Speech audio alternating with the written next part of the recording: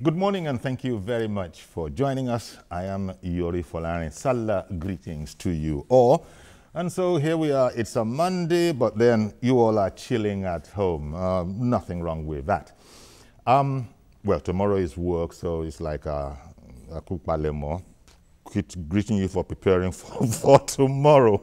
But in the meantime, yesterday was the big event, the big Muslim event around the world, not excluding Nigeria, and our president spoke. So let's start with that this morning. Got two things we'd like to look at. There's been a whole furore about the president delivering his Salah message in a language other than English, specifically in Hausa. Interesting, because it depends on how you look at it. There are those who don't see anything wrong with it, and there are those who say, of course it shouldn't have been that way. In fact, some have come, maybe they're in the middle, I don't know if they are left of center, right of center, but they are saying, sack all the president's advisors, communications advisors. How come they let him, speak in Hausa on a national platform? Oh, well, we'll see what you think about the matter. Our guest this morning is Dr. Tunji Abayomi, constitutional lawyer and political affairs analyst. Dr. Tunji Abayomi, you're a stranger, and it shouldn't be that way. Yes. It's been ages. Good to have you back. It's my pleasure to be here. Indeed. And Barka de Salah to you. Same to you and to the people of Nigeria. Indeed. Thank you very much. Let me quickly dive in, and the whole furore about President Muhammadu Buhari, two things actually. Number one, speaking in Hausa, a language other than English, which everybody speaks, it unites all of us, and so on and so forth, one. And then two, there's an acting president, so why didn't the president hold his peace and let the acting president deliver the message, if indeed there had to be a message? Maybe would you care to give me your impressions on those two issues? Well, I think at this point, the president is speaking as a Nigerian citizen, not as president. Okay. I believe that must be the reason he spoke in Hausa. He was not speaking as president. He was basically speaking as a leader of a constituency. But the problem there is that Muhammadu Buhari is the president. At this point, Muhammadu Buhari is not the president. At this point. Because you really cannot have two presidents. Is a president on leave, so to say. And under the Constitution, once the president is on leave, there will be another president who will be acting. So the president, if it was... So you can't have both? You cannot have two presidents. No, you can't have a president and an acting president. You can't have a managing director and an acting managing director. You cannot. It's not possible. You cannot act, you can only act in an office that is unoccupied. So the president is obviously not. Now, but the perception, of course, is different from the constitutional reality. Okay. I think the issue of perception, which is essentially a political issue, that's why people are complaining that he should have spoken to the people of Nigeria from in a language that we all understand. But let us also understand that in our nation and under our constitution, there are basically 4 Nigerian languages that the business of government can be conducted in 4 languages established by the Constitution. English, which is a foreign language, Hausa, Yoruba, and Igbo.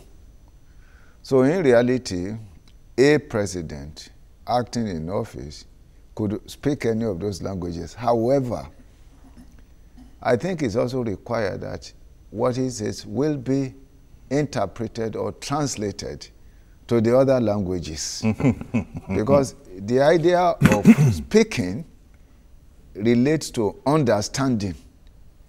So if you speak and a whole lot of your citizens don't understand, yes, you are actually not speaking to them. Mm-hmm. So it would be expected that he will ensure that his speech is translated. I guess in a situation of this nature, you will expect that his media support will do just that. That's my thinking. As I said, it's become something of a furore. But in case anybody is not aware of the fact, it also needs to be said that the president is on medical leave of absence in the United Kingdom. And he was speaking on BBC Hausa radio station. Now, you don't speak English on BBC Hausa radio station. So just to sort of situate it, say, why did he speak in Hausa, in case anybody is not aware of it?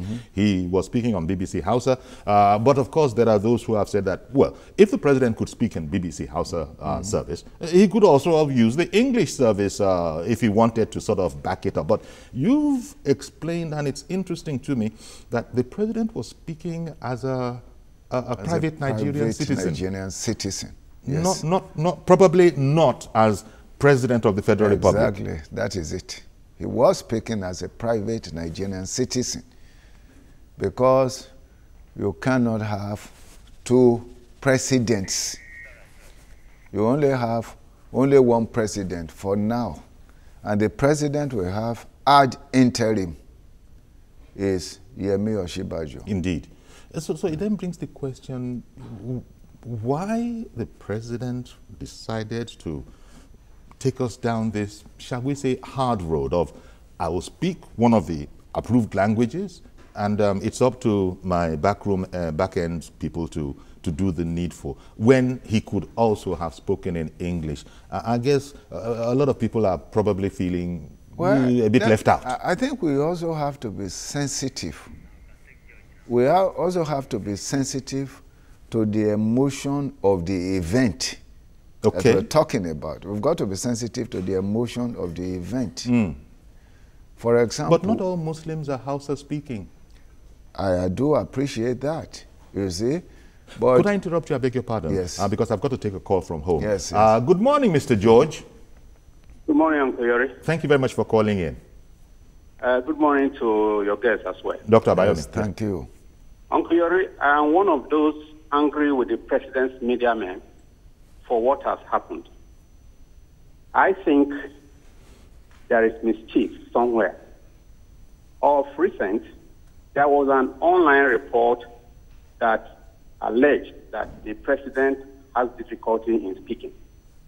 And somebody somewhere may have been trying to convince somebody or some people that that is not true. The president, President Buhari that we know, will not deliberately do anything he knows will cause problems in this country. Especially now that we have agitations here and there about people talking about ethnic divide and all that. I gathered that that excerpt was taken from an interview he granted to a BBC Hausa service. It was not the entire episode. He could not have done that or given any directive that that should be broadcast in Nigeria as a national message from the president. That must be made clear. Look at the media men, Uncle Yori. Whenever something happens, they will always wait until it gets soured before they react. Since yesterday, when this thing started trending, one would have expected them to clarify or give a clarification and let people know that this is what happened. I do not agree with the way they are going about the management of information from the presidency, and they should be punished for it. Thank you. Thank you very much for calling in. Yes, Dr. Abayomi. And the point he's making may be very legitimate, and that is that the president was actually not addressing Nigeria. He may have just been essentially responding to an interview. Yes. And then an interview which might have been taken. Exactly, an interview which is conducted in a language that is obviously his language. And obviously the language of the station he spoke with. And that's the language of the station. I don't think any president, I'm almost absolutely sure of that, will do something that will have the tendency to divide a country. You understand what I mean? So yes. I am rather sure that it was not an intentional attempt to be ethnic. Maybe no president will. It'll be interesting because, as usual, we reach for Mr. Adesina, Mr. Adesina. Maybe if he's watching this, he just might want to call in if he so chooses. See if he could, Femi. Beg your pardon. Now, Abdul Rahman in Ikeja. Good morning, sir. Good morning, sir, Mr. Ayori. Thank you very much for calling in. I love this your controversies, but these people are calling us a fool. Why should our president be speaking in their own language? Or it's not a Nigerian again? Or it belongs to Northerners only? When Oshibaju want to address us, he address us in English. At least Yoruba man, why don't he speak in Yoruba and let us know what is happening? Please let Nigeria know what is happening with this man. Don't always be calling us a fool. Thank you, Mr. George, or what is your name? Dr. Abayomi. Dr. Abayomi. Thank you very much. You are very intelligent. You know what you are saying. Thank you very much for calling in. But Abdul Rahman, you recall that Dr. Abayomi stated at the top that, look, the Constitution does prescribe 4 languages, and so there's that to one side. It doesn't obviate what you've said, but there is that. And then there's something that I want to emphasize. In Nigerian Constitution, there is nothing like their language. Hausa is our language. It is one of our languages. The tragedy of this nation is that because of the intensity and the rigidity of ethnic divide, we have not been able to create a national language. There have been some level of development in the Nigerian languages, but it would have been an act of great advancement of our unity if, for example, we have one language. Yes. In my view, Nigeria should, at least every Nigerian should be taught 3 languages. They should be taught Yoruba, they should be taught Igbo, and they should be taught Hausa. Okay. Those 3 languages. One moment, sir. Mr. Yes. Kola calling in from Ikeja, good morning. Yeah, good morning. Good morning, sir. Go ahead with your comment. Okay. I want to add that I don't know why we're making a big deal out of this president speaking in Hausa language or speaking in English. The program is the BBC Hausa.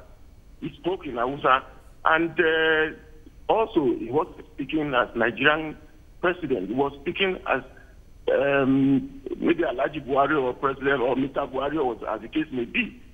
And I don't say a big deal about it. If he was speaking in the capacity as Nigerian president, constitutionally, yes, you might say he should speak in English. But he was speaking as an individual on the BBC Hausa program. And to debunk the claim that he has a speaking problem, the media officers choose to hear it on a national program. So I don't say a big deal about it. But maybe what they should do is to also explain to Nigerians that the program was not addressing Nigerians officially. He was only speaking on a program. And I think that should be done. We should be done with that. We shouldn't make anything out of it. Indeed. If that is indeed the case. So why the subterfuge? Why the deceit? Why they trying to pass off?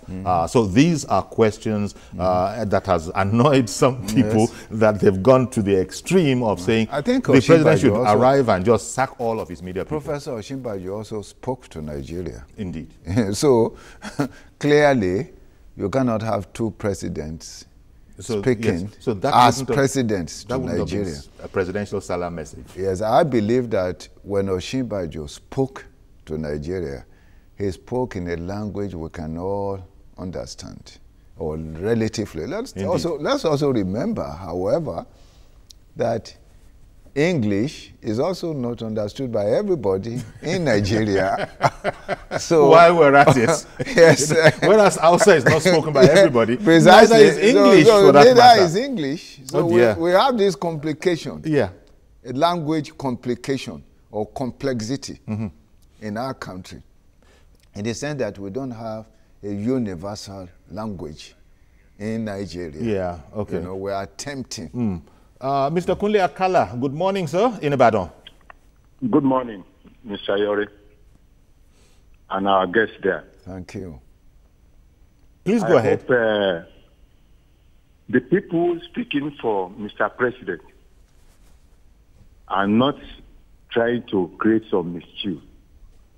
Because if they know what it means to say that that broadcast was aired by our president in Hausa, then it's wrong. I think the media officers should be brought to book. Shehu Gaba and Femi Adesina also, they should be brought to book because they know the present situation in Nigeria. Why should you air that something in Hausa when our president, that is Buhari, was campaigning? He campaigned in English to all Nigerians.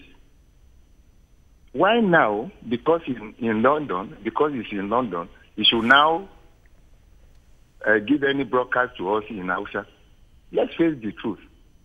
People will feel marginalized. There's no two way about it. If you know you are the president of this country, the media officers now I'm talking to, if they know we have one country, then the official language which an Igbo man understands, which a Yoruba man understands, which a Northerner understands, an Hausa man understands, is English, one way or the other. So why should you now hear the broadcast of Mr. President in Hausa? Okay, thank you very much, Mr. Akala, for calling in. Appreciate your call. Yeah, so that is indeed what is. Some have gone as far as being infuriated, but some are saying that, look, let's concentrate on the message, but it is something of an anomaly, let it be said, to be addressed nationally by the president. If indeed that was the intention of the president, which we are not sure about, then why his handlers would want to pass off a message that was not intended to be seen as that of the commander-in-chief or the president, why they would try to pass it off as one is another mystery. And as you said, Professor Shibajo, the acting president, has actually delivered a Salah message. Well, things are the way they are. I don't know that we can add very much to that until we begin to hear explanations from our people. The problem is our people appear not to be firm in their understanding of the Constitution. The message that is crucial for this moment is a message of Osinbajo as acting president. Okay. Not the message of Buhari, who is on leave at this stage. Now, my suspicion is that this may have been aired by BBC, was it not? Was it? I think it was aired by BBC. Indeed. Hausa service. Yes.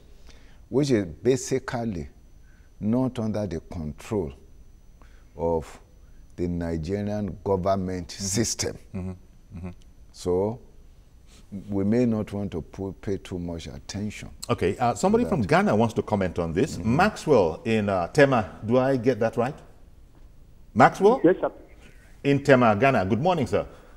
Good morning, Uncle Yore, and good morning, Uncle Abayomi. Thank you. Please go ahead. All right, sir. I don't know the kind of democracy Nigeria is practicing at this modern age. Nigeria is already devastated. Nigeria is already polarized in ethnicity, infrastructure, leadership, federal character, herdsmen, and so many things like that. Why the president addressing Nigeria as a multinational in Hausa language? Hello? Yes, we heard you. So that is your quandary as well. Yes, because I worked with this man. I worked with this man for about 3 to 6 months. Okay, Maxwell, are you there? Yes, I'm here. Okay, here. you worked with him, what, during the campaign or before his presidential aspiration? Before his presidential, because I was in the military that time. I was with him in his house for about 3 to 6 months. Okay, I see.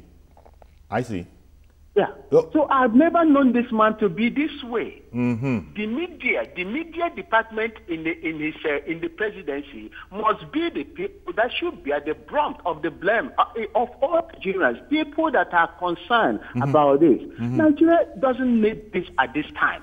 Nigeria doesn't need it at this time. We've already have so much problems, belligerent problems in Nigeria. Yeah. We don't need all this at this time. Well, that's okay. Good morning, sir, and have a great day in Lagos. Thank you very, very much, Mr. Maxwell. Well, there is a lot of what I would call intense sensitivity. We have a situation now where the medium is far more important than the message. That's really what is happening. But if you really detour a little bit and focus on the message, which has been lost in all of this. Exactly, precisely. Whether the message is delivered in Hausa or Yoruba or Igbo. Assuming, for example, the president had delivered this message in Igbo, what would happen? Would we have as much reaction? Maybe we'll laugh it off. And of course, it's not a laughing matter. Yes. And people will now wonder, why is the president speaking in Igbo to the nation? Exactly. Why for that matter, is any leader speaking to the nation? Yes, they probably will say, why is he speaking in Igbo to a Muslim community, when in fact the larger population are actually not Muslim, and yet he's speaking the language. And additionally, Igbo Muslims are going to feel marginalized. Yes. Yoruba Muslims are going to feel marginalized. And Hausa Muslims are going to feel marginalized. Well, the Hausa Muslim might not feel... They may not. May not feel marginalized. If he speaks in Igbo... of course, if he were to speak in Igbo. Yes. That's how the Hausa Muslims... So it's something of a faux pas. It's something of a faux pas, probably. It's a complex issue, but I think it's an issue that does not deserve the attention. Yes. We are paying to it. Well, it was extraordinary, let it be said. It was extraordinary. Yes, but it's extraordinary in the sense that it's coming at a time, like Tema, from Ghana said, when this nation is basically divided by the emotion, huge and intense emotion of ethnicity, regionalism. And so, I've spoken this here in your program, essentially affirming that this nation is uniquely created. There are few nations where you have different peoples or nationalities divinely located in different regions. If you look at it, Yoruba is in the southwest, permanently there. Igbos in the southeast, permanently. Ijaw in the south-south. Then you have the Kanuris in the northeast, and then you have Fulanis in the northwest. It is specifically divinely located there. And that is why I've always spoken about the way to make a nation is not to force unity. You negotiate the terms of unity. And when you do that, that's what we call a constitution. What we have suffered in this nation is that the Nigerian people have been unfortunate in the sense that the governments, whether the colonial government or the military government, paid no attention to the rights of the people. And the most organic right of the people is to constitute government over themselves. in a way that they consider most conducive for their welfare. And that is what you do when you come together to fashion or construct a constitution. That's really what we call a constitution. Indeed. And by the way, just before I go to the next caller, in the National Assembly, what you said about in the Constitution, approving of 4 languages. Yes. They could also hold debates in the National Assembly in either of those 4 languages, yes. right? If they so chose. Yes. And in states, for instance, I think in Lagos, they've sort of dedicated a day when they speak the local language, which is Yoruba. Yes. Dr. Fasi Yusuf, good morning, sir. Good morning. Go ahead, Fasi. Yes, let me just make some contributions, Yori. Sure. This is not about law now. We're talking about communication. That is okay. People because that's Dr. Fasi Yusuf's area of specialization as a communication expert. Yes, because this is an issue that could eat up the polity. The situation in the country today calls for effective management of communication. Unfortunately, the handlers of the president's image are not doing any good. You remember some weeks back, before the acting president signed the budget, Shehu Garba had the guts to tell the whole world that the president had authorized the acting president to sign the budget. I mean, that was nonsensical. He was the acting president, so how could the president in absentia be authorizing the acting president to sign the budget? What was he supposed to do there? Not sign it. Now we got to a situation where the president was said to have made a speech to the nation in Yoruba, in Hausa, and the vice president, the acting president, also made allusion to that same speech. And I think the handlers of the president's image should be very careful. They are not doing public relations any good. Okay. Perception is about everything. If the society is perceiving what is happening as totally wrong and not doing the nation any good, I think they need to watch it. Honestly, I'm not impressed by the action. All right, then. Dr. Abayomi might be playing it down, but it's a serious matter. Okay, then. Thank you very much, Dr. Fasi Yusuf. And at this stage, I'll just go on a quick break. Don't go anywhere, please. We'll be right back.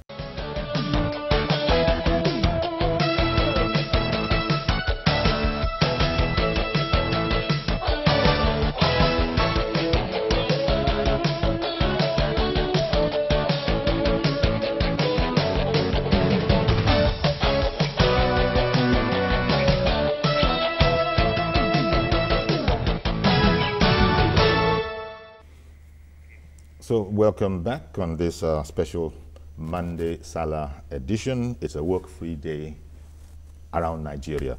Dr. Tunji Abayomi is our guest, constitutional lawyer and political affairs analyst. Now, staying with the Constitution and the constitutionality or otherwise of issues, the other matter that we thought we could air here would be the, shall we say, interference with the Constitution, not with the Constitution, with the 2017 budget. Executive powers. Executive powers, legislative powers. In particular, the Minister of Works, Housing and Power, Babatunde Raji Fashola, has been very, very, well, I don't know, maybe I shouldn't say he's been livid, but he's been strident in his opinion that the National Assembly was being unconstitutional when it amended radically provisions that had been presented for approval, argued, defended, and then they had left, and the National Assembly had done, among other things, slash down budgets on things for the, so that to render the Second Niger Bridge, for example, undoable.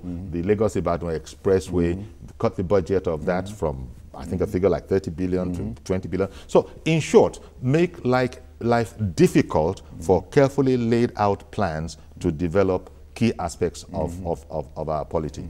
I think the problem really is that the National Assembly itself does not understand its power, the limits of its powers under the Constitution.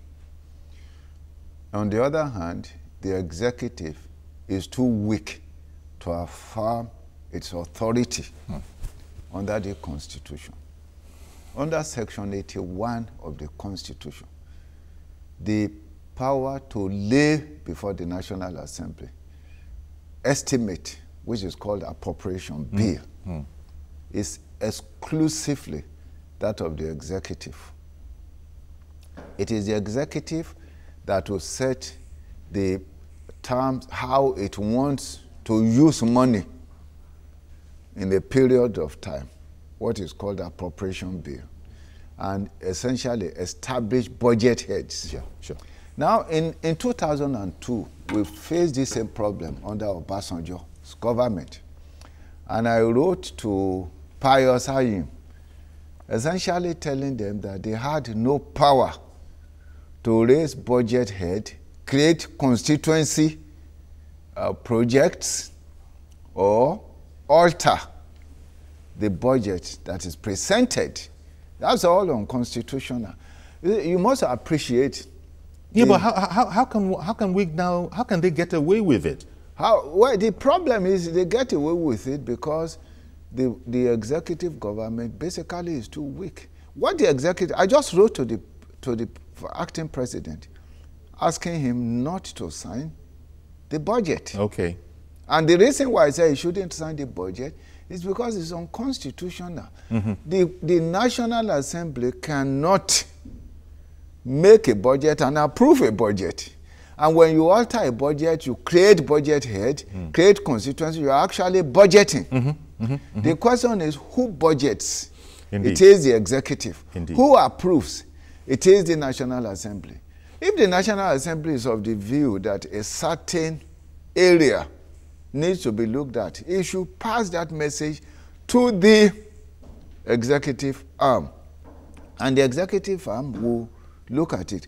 If the executive arm is of the view that that's how it wants to use money for a particular project, because let us understand, the power to run national economy and development, it is exclusively that of the executive. In other words, the executive is saying, these are the things I want to do. And this is the money I need to do it. If the National Assembly now says that, no, you shouldn't do this. Yes. And then you should use this money, or you shouldn't use this money. Yes. That is, in essence, taking over the executive power. Which is what has happened. Which violates the principle of separation of powers. That is what is. And this is what, it is what I call in my letter to Osinbajo, what I saw, the long transgression, constitutional transgression. And something needs to be done to curtail it. Exactly. And I even advise him to go to court. Okay, and the acting president is a professor of law, senior advocate of Nigeria, so none of this will be lost on him. He knows this. He knows. And he spoke about it. He said he agreed with that position. There was some delay before the signing of the appropriation bill during that act. And Babatunde Raji-Fashola, SAN, the Minister of Works, Housing and Power, has said that the reason for the delay was some of these things that we're talking about. He has found that stuff has been dumped on his ministry that isn't even within the purview of his ministry. Precisely. You know, so it goes to the very heart of what you said, where it looks like the National Assembly is actually taking over the functions of the executive. Yes. Although we did get to hear at the time that, well, the delay that we experienced was while they sorted things out. And at the end of the day, by the time the vice president, acting president was going to sign, it was with the understanding that a supplementary budget to correct some of those defects would indeed ensue. Yes. Well, the problem is important for the National Assembly and the people of Nigeria to understand the delicacy and the danger inherent in the National Assembly budgeting instead of merely approving. Let me give you a simple example. The National Assembly, if it has power to budget and also carries the power to approve budget can, for example, budget money for its leader, can budget unconstitutionally a huge amount of money for the leadership of the National Assembly, or an abnormal quantum of funds for the National Assembly, and at the same time approve it, or even budget money for the wife of the president of the National Assembly and approve it. Which would be ridiculous. Which would be ridiculous. But if it has the power to budget, to create budget, it also connects, and if it has the power to create budget and approve budget, it means that it could do that and nothing will happen. And so it violates the principle of separation of powers. The whole essence of separation of powers is to ensure that the separate powers are not commingled in one particular power to endanger the orderly administration and check and balances in the nation, so that the interests of the people will be protected. That is the whole essence why separation of power is encoded in the Constitution. Mr. Ishak in Jos, good morning, sir. Good morning, Uncle, and good morning to your guest. Yes, thank you. Happy Eid al-Fitr to indeed, same to Nigerians. you. Same to you. At first, I would like to comment first on the first topic, that's on the president. I knew this might happen. Okay, but very, very briefly, if you're going to take the two of them. Okay, Mr. Yori, I think the handlers of the Mr. President are to blame for this. When we have an acting president in place, okay, we're expected to hear the message of the presidency through the acting president.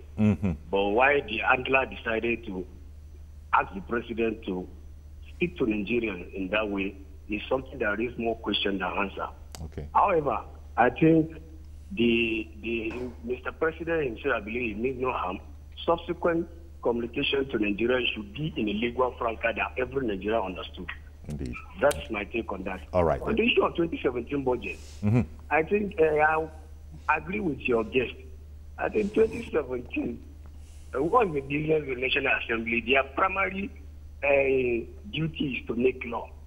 That is where the corruption comes in. They were, I believe, the budget they created for themselves in various ministries is practically so that they will have opportunity to go there and get those contracts for themselves. So I believe, in a layman understanding, as a layman, I believe National Assembly has no business, though they can reduce budget presentation, they can review the budget downward.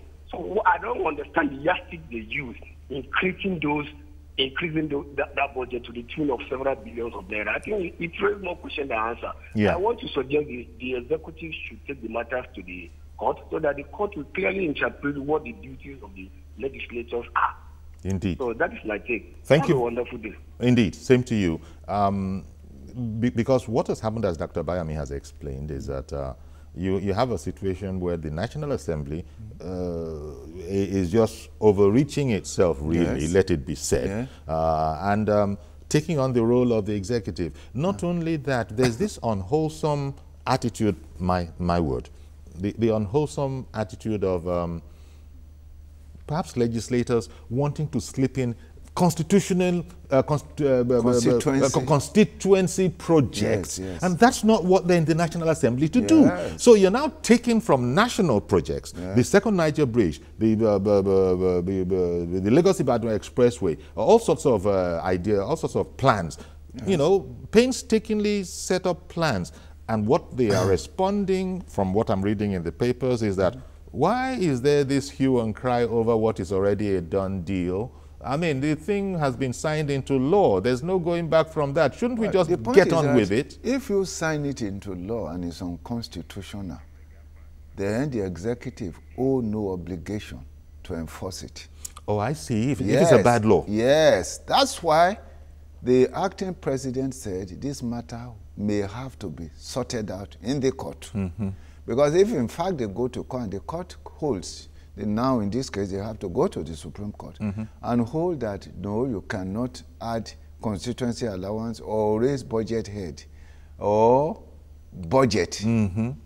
It will mean that all those areas in which new budgets or budget heads or even funds are injected into the budget become unconstitutional, and therefore it will have to be jettisoned, so to say. Okay. That's what I think, because this problem has been a problem that confronts every single government since the coming into civilian government in 1999. Like I said, yes. It was a major issue. The struggle for power, right? Which is unnecessary. Yes, the National Assembly appears to be preoccupied not only with unlimited power, but illimitable power.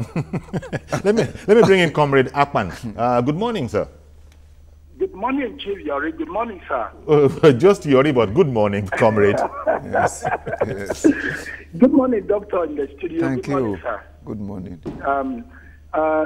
Please, I just want to quickly talk about two things. I'm not happy with Mr. President. This is my first time being unhappy with Mr. President of the country ever since he has been a man that I'm supporting always. I think, like the last caller said, the media handler of Mr. President is not always doing him good. I think if he comes back, he should take that bold step by apologizing to Nigerian people. Away from that, Mr. Yori, sure. Like what the doctor said about the right of the Senate and that of the executive, it is not supposed to have been Mr. Fashola to have been the one to raise alarm on the issue of budget. I expected senators from my region, the South, Southeast, even the Southwest. The reason is not far-fetched, sir, because I remember when Senator Tunji Abayomi from Abia State, the senator from Abia State, raised an alarm that it is Amechi who actually removed railway project that's supposed to go to Southeast. I expected him to have raised alarm when the National Assembly removed part of the money meant for second Niger Bridge, and the senators from Southwest to raise alarm for the money that's been removed from the Ibadan, Lagos Ibadan Express Road. Like I told them in one platform, and anything short of that, as they're keeping quiet, and when it concerns them, something what is happening now, because it concerns them, they keep quiet. So tomorrow, how will I believe Senator Tunji Abayomi or anybody from my region, South, when they shout out for a particular something? I expected them to shout out, not Fashola. I gave Fashola kudos before now for shouting it out, because they will blame it on him at the end of the day. Good morning, sir. Indeed. Thank you very much for calling in. Interesting point of view there. But Fashola and his team, arguably, they've been working at these projects. They've been planning their meticulous detail. They said they were just about ready to launch a pilot in some cases. Now all of that is sort of, contractors have written them saying that, look, it's not a threat. We're going to have to shut down. Because the issue he's raising, this is not an issue of regional or state affair. The Niger Bridge is in Kogi State, or Ibadan Express Road is in Southwest. No, the issue is the organic powers created in the Constitution. We are talking of the fundamental foundation of governance in this nation. Under Section 81 of the Constitution, the power to present a budget is exclusively that of the president. And to approve, that is that of the National Assembly. We now have a situation where the National Assembly is now creating budget. Yes. And at the same time going ahead to approve budget, essentially violating the principle of separation of powers. Mind you, every senator swore to execute the Constitution, to respect the Constitution, and to ensure its sanctity.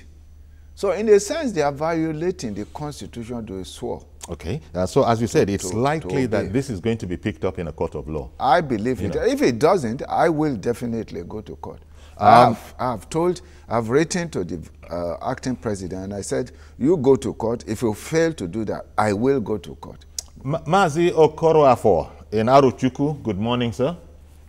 Good morning, Sir Yori. Thank you for calling in. Good morning, our guests in the studio. Mr. Yori, Baraka de Salah to everybody in the studio. Indeed. And to all Nigerians. Thank you. Yes. Mr. Yori, I want to find out from our guests in the studio. Yes. You see, I'm from Aruchuku, just from Abia State. Now, in that our area, we have a lot of lingering problems in that our side. Like what you have just about the senators and this. Now, what do we do? A situation whereby we have a project that is in that area. Let's say this road we have been hammering every day in Aruchuku for Omai. Now, up to today, nothing has been done. We should agree that they have been given to somebody to do. I said that the rate or the step that they are doing is very, very slow. What do we do? Do we still close our eyes, or still come back to National Assembly and complain, or write to Asoro? What do we do? Okay. I don't know the extent to which that is in alignment with our conversation. No, he's talking about when, for instance, in his area, it could be any area, but in his area, there are long abandoned projects. Yes. So what are we supposed to do? Just fold our arms or go to the National Assembly to complain? I think he's implying that perhaps they were relating to complaints. Well, the point is this, the whole essence of representative officials, why you elect officials to represent you. You see that Nigeria is divided into different constituencies.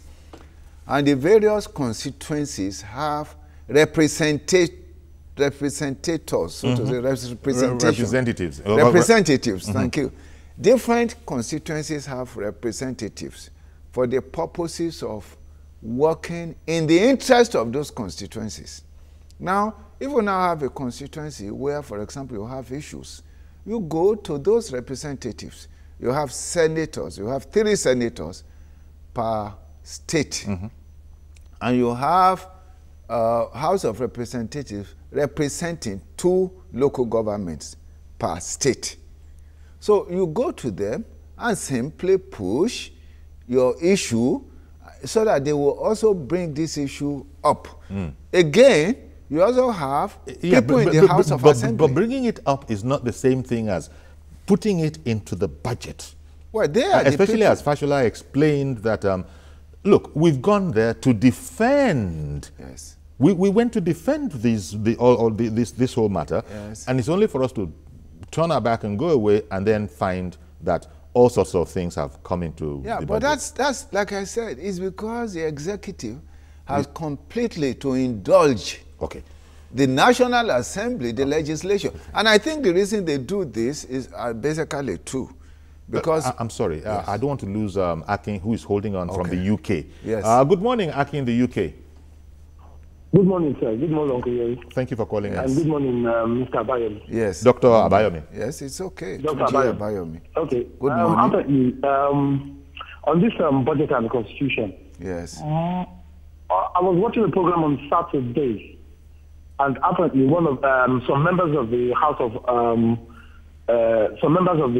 NAS came and gave their own interpretation of the issue. Now, this is the question I need to ask Dr. But is he aware that there were concessions given to some aspects of road building where Fashola now brought back and still budgeted for those areas where private capital was supposed to come in?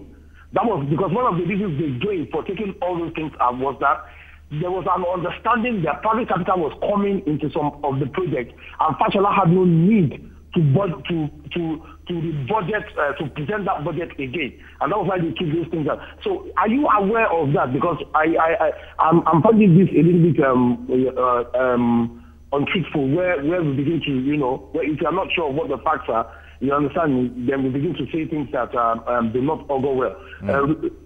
Fashola has not defended that area of the budget where the Senate said that there are some areas where private capital was supposed to come in, and that's why they took away those amount of money to the state it somewhere else. So it's the Senate ones in doing that. If they are aware, okay. and Fashola sat down with them and told them. Thank you very much. I'm sorry to be rushing you like this, but we've just about run out of time, so I wanted Dr. Abayomi to maybe relate to what you've said for about 30 seconds or so. Fashola spoke at an interactive session with media men, and where he laid all the point he's making is that there are issues about the budget presented by Fashola's department, government department. Yes, there may be issues. And so the National Assembly can raise issues, can ask the executive to look into this. Or to explain. And at the end of it, or can refuse to approve. That's within its exclusive prerogative. Yes. However, it cannot on its own decide that I'm going to take money from this department to this department, or from this project to this project, or create budget head, or create constituency allowance. And that is the point. Yes, that is the point, or really, increase that, money. Yes. You cannot do all of that. You can't decrease money or increase money. Precisely. All of that are within the authority of the executive to budget. You know, Dr. Abayomi, we're going to have to leave it here because this is the point of fact. And, but we haven't heard the last of this. And I'm sure we're going to discuss this matter again. We're even making efforts to get Minister Fashola into our studio so that we can hear this from him directly. And perhaps he'll relate to Akin's point as well. But in the meantime, I want to thank you very much, Dr. Tunji Abayomi, constitutional lawyer and political affairs analyst, for sharing your perspectives with us. Thank you. I'm Yori Fulani. Bye-bye for now.